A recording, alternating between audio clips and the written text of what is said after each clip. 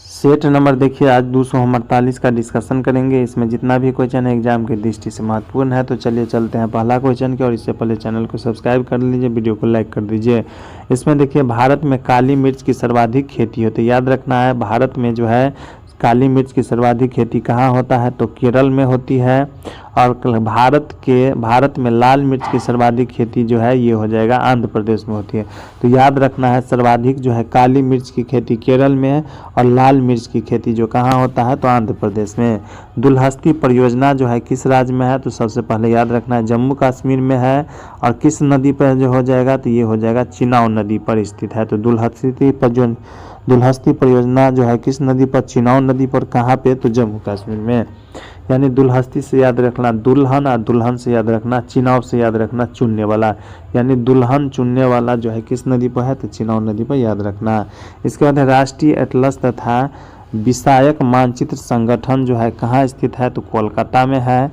और वर्तमान भूगोल का पिता किसे कहा जाता है तो अलेक्जेंडर वान हम्बोल्ट को कहा जाता है। विश्व का चौड़ा जलप्रपात जिसका नाम चौड़ा जलप्रपात लाओस का जो है खोन जलप्रपात हो जाएगा। इसके बाद भारत में वन महोत्सव जो है 1952 ईस्वी में प्रारंभ किया है।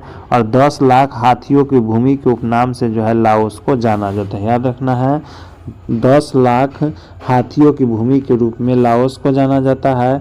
और पहली बार शून्य आधारित बजट को जो है राजीव गांधी ने 1987-88 में प्रस्तुत किया था। याद रखना है पहली बार शून्य आधारित बजट को जो है किसने पेश किया था तो ये हो जाएगा राजीव गांधी ने पेश किया था। और कब 1987 से 88 में।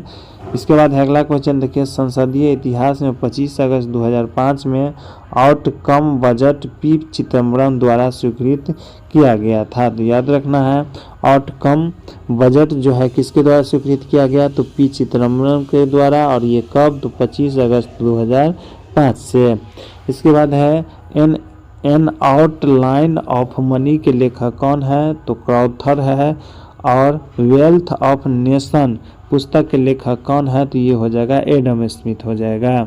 इसके बाद है भूगोल का पिता किसे कहा जाता है तो भूगोल का बाव जो है हिकेटियस को कहा जाता है। भूगोल के पिता या बाव कहा जाता है। इसके बाद विश्व ग्लोब के प्रथम निर्माता कौन थे तो ये हो जाएगा मार्टिन बेहम था। कौन था मार्टिन बेहम था। इसके बाद है अगला क्वेश्चन देखेंगे भूगोल का पिता जो है